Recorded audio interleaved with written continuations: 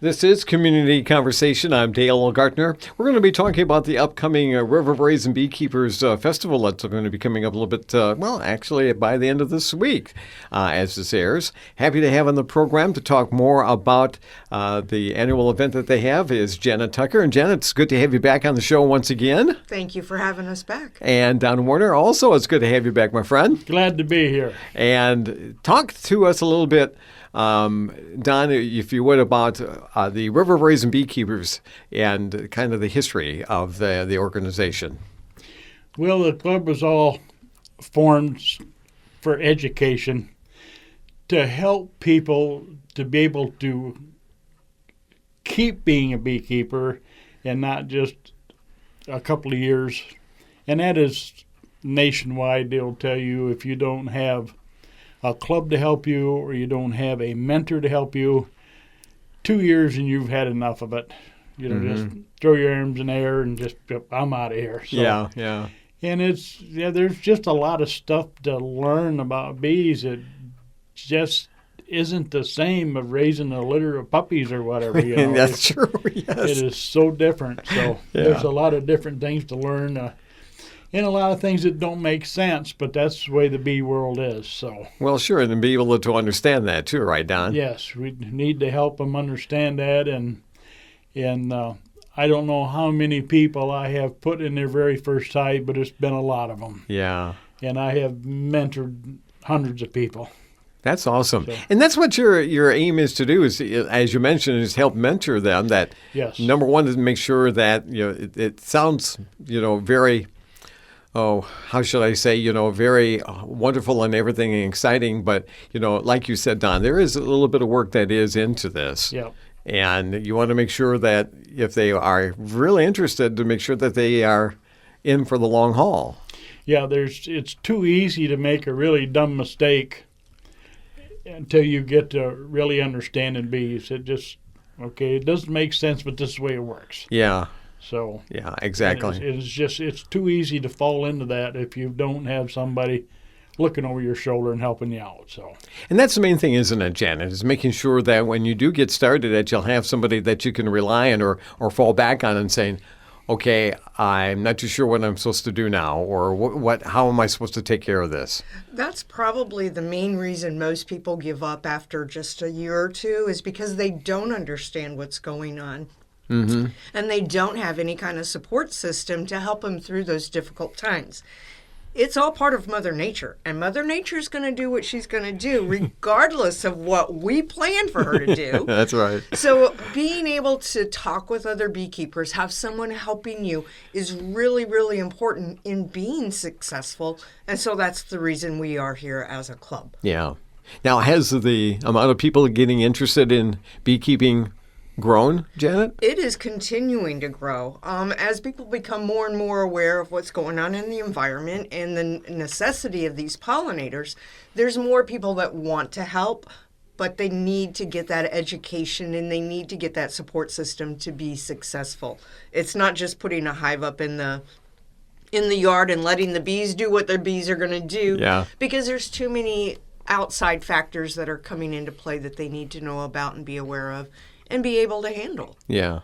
So. I mean, the nice thing about it is the rewards from it, right, Don? Yes. It's I find it real rewarding that when I put you in your first hive of bees, and I like for you to be across from me so I can watch your facial, like see how wide those eyes can open. Yeah. And then, there's honey. Yes. So, which is... For me, I never met a jar of honey I didn't like. Me too, yeah. So. But it's so important, though, to be able to continue to grow the amount of people that would like to be involved in beekeeping because of the fact of what bees actually naturally do. Yeah, we have to have them for a lot of different foods for a pollinator. Yeah. Some things pollinate themselves and some don't. So. Just like out in California, the bees are coming back now from out there in the almond groves, but if there is no bees in the almond field, there is no almonds. Yeah. So Yeah. Yeah. I mean, they do mean a lot. I mean, it does make a difference, doesn't it, Janet? It does. It does make a difference. 80% of our pollination is done by honeybees. So, I mean, we've got a lot of native pollinators that work at it too, but the honeybees are really taking on the majority of it. So we have to make sure that we're protecting them, we're taking care of them, and we're helping them to grow, and keep safe. So, If people are listening to this and saying, "I'd like to learn more about beekeeping and about the River Raisin Beekeepers," how can they do that, Don? Well, they can show up Saturday, May 17th if they want. There'll be a booth there that we can tell them about anything they want to know. Yeah. And there will be a lot of bee-related stuff there. And there'll be a lot of beekeepers there. So It's a good way to get in touch with them, and to communicate with them to find out a little bit more about it, right, Janet? it is. You can always contact through Facebook or the website, but it's so much more fun when you actually stand there and talk face to face. Yeah. Not only for the person that's interested, but boy, do beekeepers love to talk about bees. Yeah, I So, bet. it's just as much fun for us. Well, you alluded, Don, to the event coming up on the 17th, on Saturday, May the 17th. This is something that you've been having now for a couple of years now, haven't you? this is going to be number 4, isn't it? Yeah. Fourth Yeah, year. our 4th year. Yeah. So where is it going to be held at, Don? St. John's Lutheran Church on the north end of town out here. On M52. Yes. Yeah, that's where you've had it for the past few years, Yes. right? Yes. Yeah. And a lot of space out there to be able to take a look at a lot of things, right, Janet? There is. There's a plenty of area for everybody to roam around, even though we're filling it up with a lot of different vendors. But it's just good. Yeah, it's wonderful. So you're going to be able to get everything from handmade soaps to handmade woven baskets to honey. Yeah, yeah, yeah. So there's a lot to see and a lot to do. We'll have observation hives out there so people can actually see the bees at work.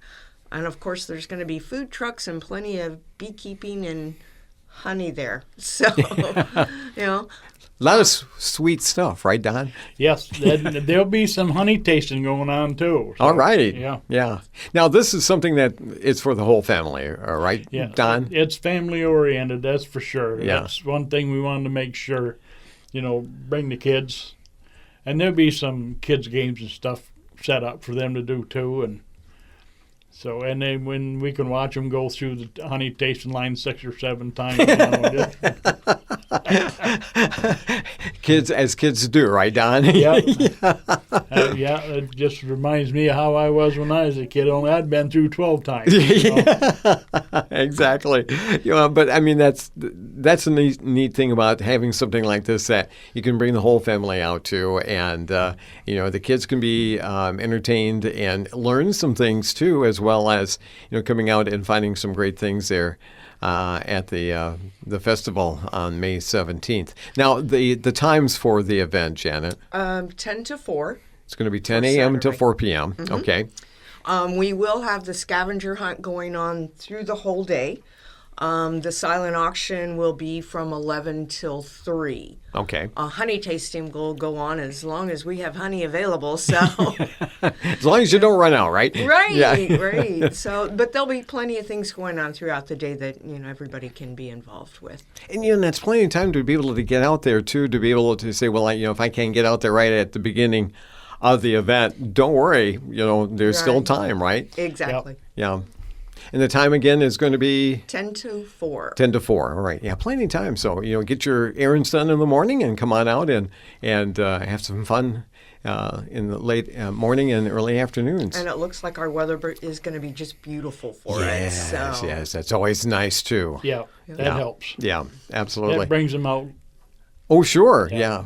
And then to be able to go in and just to learn more about it. If you just are curious, this is going to be the place to be, right, Don? Yes, and that's another reason why we want this family-oriented. We need those kids with all their questions and whatever, and we need to kind of rouse them a little bit and thinking about bees instead of sitting in front of that dang computer all day long playing games. You know? Yeah, exactly. So, Well, and get them to understand why honeybees are so important. yes. And they have the environment for them to be able to thrive, right, Janet? Exactly. So that's part of what we do with our kids' crafts. It's showing the kids how they can be involved, even if they're not a beekeeper, by showing them the plants to do or watering stations and things like that, so that the kids might be a little small to be a beekeeper, but they can still understand how important it is and how they can help. That's right. And maybe kind of egg mom and dad saying, okay, we want to make sure we're doing this right for our honeybees. You know, and it takes a kid to be able to do that, right? Yes. Yes. And we have some 10-year-olds this year, beekeepers. No kidding. Yes. Wow, that's awesome. We started a youth program a few years ago, and we're getting a few of them to take, so which is good for us. You know, you got to get them started sometime. Exactly. And just will be young. Yeah, you know, get them while they're young, right, Don? Yeah, that's what the old saying goes, yeah. So, again, Jenna, this is going to be when and where? May 17th, which is a Saturday, from 10 till 4 at St. John's Lutheran Church, M52 North Adrian Highway. Right there in the parking lot, plenty of room, plenty of space for playing and shopping and eating. That's So, right. And the cost to be able to come, Don? And we won't lift no money from you to come in the place. Okay. So, yeah, we'll let you come in and walk around for free. Okay, that sounds like a good deal. But if you do want to purchase something, you're more than welcome to, right? Oh, yeah. Oh, definitely. Yeah. You can leave all the money you want there. We'll be happy to take it. Especially Jenna is saying that you've got some wonderful vendors that are going to be out there once again this year. We do. We have great vendors that are going to be joining us again. And we have some great new ones that are coming and trying us for the first time. But also the club, in order to support our youth mentorship program, we'll have festival T-shirts and honey cookbooks for sale as well. So, Excellent. Yeah. And that's a great idea, too. Yeah. To come away with something like that as well. oh, yeah. It's always fun to get festival T-shirts. So Exactly. Something new we've added this year. Yeah. Wonderful. Well, good deal. Anything else about the festival we haven't mentioned yet so far? Don and Janet? I think we've kind of covered it all. Okay. Lots of shopping to do, lots of honey to taste, lots of learning available for you. So come on out and join us. And the thing is to be able to, when you're out there and it might, to taste the honey, right, but to be able to purchase some locally owned or locally grown honey, locally made honey, I should say, probably is the best way of putting that. And nothing's better than that, Don. No, and if you have allergies or whatever, you want to find some honey the closest to your house that you can get. Yeah. Because it really does help. Yeah. Rather than the big box stores that everything is heated up a little warmer and then everything is run through this, not just a sieve, but these filters with, I don't know how many microns it is, but it's just so filtered Yeah. that you lose any kind of pollen that's in there. So, Yeah. yeah. Yeah, good deal. Well, get it locally. Get it local. Bye. Not only is it better for you, but it also helps support your local beekeepers. That's right. Exactly. Well, again, this is going to be on Saturday, May 17th, 10 a.m. until 4 p.m. Yes. St. John's Lutheran Church, once again. And Janet Tucker and Don Warner from the River Raisin Beekeepers. Thank you so much for being here. Oh, thank you for having us. Yes, thank you for letting us be here. And much success again this year. Thank you. Yep, thank you. This has been Community Conversation. I'm Dale Gaertner. We'll talk again soon.